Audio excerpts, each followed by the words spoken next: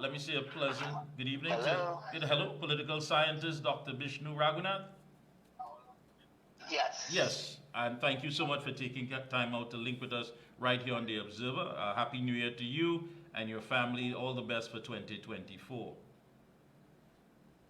Same to you and your viewers. Thank you so much. Well, yesterday, the funeral for the former Prime Minister Basdeo Panday. We'll touch on that, of course. I don't know if you attended or you had a chance. We looked on television. No, I was not fortunate enough to be an invitee, but I did see parts of it on television. All right, so you weren't one of those that jumped the fence. You looked at it Definitely on not. television. What was your takeaway from it? I mean, so many people adding their voice, talking about the legacy of Mr. Pandey, a man who understood the ground, who understood grassroots, who connected with the average citizen, a man with a sense of humor, a father, a leader. What was your big takeaway from all that transpired yesterday during the funeral service? Well, during the funeral service and after the funeral service itself, and in terms of the actual cremation site and so on, clearly Baadeo Panday had touched the lives of many, many people. And in that regard, one of the things we have to say is that it did not matter your social status, your educational status, your economic status. People of all walks of life felt that Basdeo Panday would have treated them with a sense of dignity and equality of treatment. And that, I think, is one of the takeaways that we have to take from Basdeo Panday.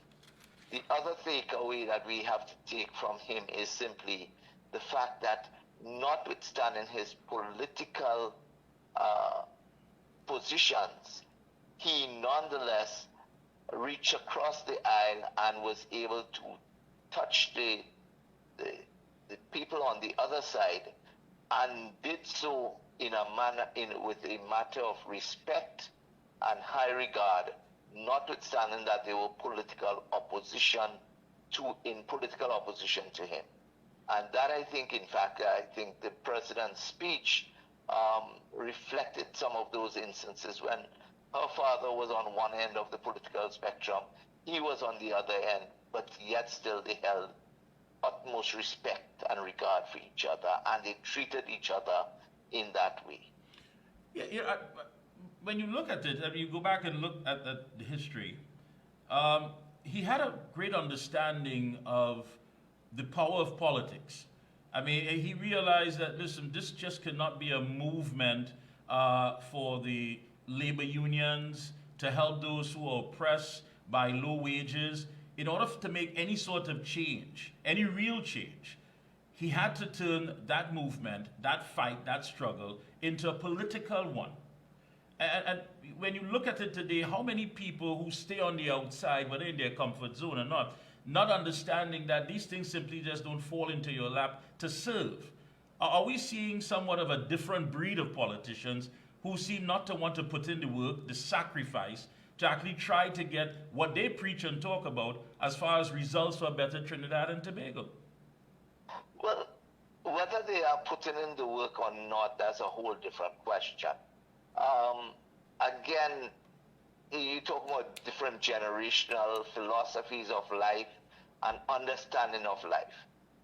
Mr. Pandey and they came from a generation where they saw the need and they lived it, and they knew that they had to do things to change things. They knew that the society had to develop, and to that extent they had to play a part in that development, in that evolution. As opposed to politicians today, many of whom seem to want to say, well, okay, we are here now to do a job, and we see it as a job rather than a profession or A service. just our service. Yeah. They don't see it as that. I mean, when you hear from, for instance, some of our current MPs on both sides of the political spectrum speak, you wonder whether service is their primary goal, or whether it's simply a matter now to make sure that they could survive and win another election and stay in office. And that, I think, is one of the serious concerns of our politicians. Basdeo Panday did not mind losing an election. In fact, he lost many. Um, Alongside the political leaders of his era, they didn't have a problem losing an election. And it was not a matter of going out there to make sure that they do everything to win an election, as opposed to making sure that they could contribute to the development of the society and to make the lives of people in the society much better in their own regard. Now, and I say that while we talk about Basdeo Panday, I will always remember there was an interview while Patrick Manning was Prime Minister, and the reporter was interviewing Hazel Manning, and she said, and one of the statements she had made was simply that every morning Patrick Manning got up from bed, his major concern is what can I do today to make somebody's life better? And that, I think, was the critical factor of the era of the politicians of Basdeo Panday, Patrick Manning, and those before him. Today, I am not sure many of our politicians. And I want to agree with you on that. I think that, but is it fair to say that, well, Mr. Panday had a different struggle, a different fight? I mean, although we're talking about social equality, we're talking about economic equity, we're talking about racial harmony. I mean, these struggles will always remain among mankind. But did he have an understanding, or at this time, at that point in time, did those people who made that sacrifice had an understanding of exactly how much was being leveled on their shoulders? Whereas today, does the politician have that sort of feels as though he or she has that sort of responsibility because they don't believe that any major changes or any major paradigm shift is going to take place or needs to take place? And that is our challenge. They, like you said, they don't believe that there's going to be a paradigm shift. But in saying that there's not going to be a paradigm shift, it is a question of what are you doing to contribute towards facilitating that paradigm shift. Basdeo Panday and people of his era knew that they had to make a contribution to shift that paradigm. I mean, I used the example many a times over the last few weeks when I spoke about Basdeo Panday. He took a cane cutter, a female cane cutter who probably only had primary level education, and made her a senator, knowing full well, one, that notwithstanding her educational levels, she had a contribution to make. And more importantly, in so doing, he was also pushing that notion that there are no second-class citizens in Trinidad and Tobago. Right. And that, I think, is where he was pushing that to ensure that we had that change and that shift. Now our politicians believe that for whatever reason, probably they all think that we are all living in luxury and peace and harmony, that they don't need to make that and lead in that drive to change things. I agree with you. I agree with you again, and it brings me back to the point.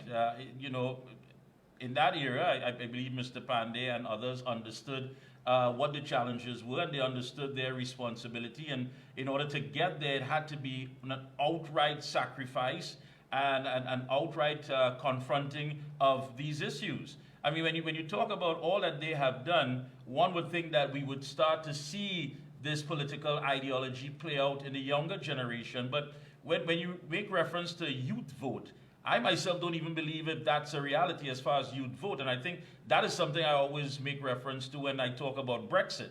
Because if you look at the figures after Brexit, the young Brits had no participation whatsoever.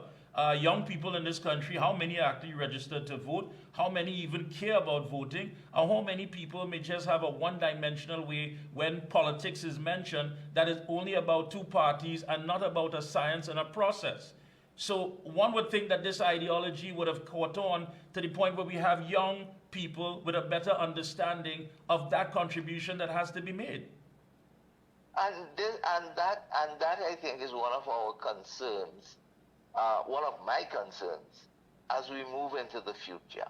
As we move into the future, this age of technology and everything else that we have with the young people tells them that do they or does not demand of them that they understand that there is a bigger role for them to play in the society, but rather they lock themselves in a rat race, literally, who can make more money, and that is basically what they are looking for, as opposed to what is going on around them and how do we understand the society. In fact, I mean, as I say that, I remember one of my former lecturers at the university when I was an undergraduate student would have said, political science is the queen of all sciences, because if you don't understand this lady, then you don't go anywhere.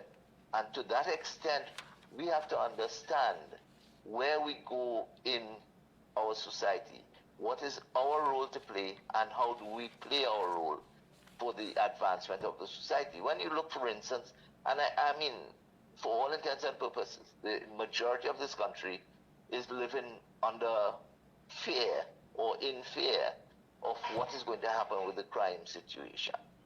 But having said that, where's the push, even from the people of the society, to take it further? Hopefully, and I mean, I'm not here trying to push my own agenda, Right. but hopefully during the course of the next few months, something which the government and the opposition has failed to do, I am hoping that we could do it at the university level. And that is to bring young people and have a national dialogue on crime, which both the opposition and the government seems afraid to have that national dialogue. The government would prefer they only talk amongst themselves, parliamentarians. I'm not sure who the opposition would want, but I have had, and I started it last year, excuse me. Go ahead. I started it last year, where I asked my students in my classes, tell me, how do we solve the crime problem? And 2 students to date have written long essays, both of whom came from crime hotspots in Trinidad. And they have written because they came and told me, I could tell you, people I grew up with are now gunmen, are now murderers, and they live within my community. And I know what we need to do, or I believe I know what we need to do. But you know what? Nobody's given them an opportunity to speak. And that's why I say, I mean, I was very much so upset when the government decided to have a Caribbean crime consultation rather than a national dialogue, to let the voices of the people, because I am one of those people who believe that we, the people, have all the answers.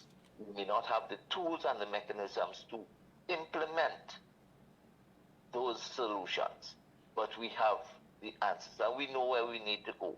The challenge, however, is to get our voices heard and now to take action beyond those things. And I think people want to make that input, and I think people basically, you know, I think they have a clear understanding of what they would like in this country, but do they have the belief and confidence that there are people there who can actually implement these things and make it happen? Well, whether they have the confidence, first of all, they have to know that they have to be given the opportunity to let their ideas filter out into the public domain, and thereupon now see what is the reaction from those who are in authority and who have the power to make things happen, whether they are willing to do so. Yeah, so true. So I wish you all the best of luck with that. Any closing comments? Go right ahead. Well, basically, all I would say is that I wish Trinidad and Tobago a safe 2024, and I would like to say that I strongly do believe there's a lot of positivities and positive thinking in Trinidad and Tobago, it is for us to capture that and make it work for us. Yes, there are the negatives. We have to also understand that we cannot live without that, but we have to do all that we can to change things. And I call upon those in office, whichever side of the political aisle that they sit, understand that Trinidad and Tobago should be their priority number one and not anything else.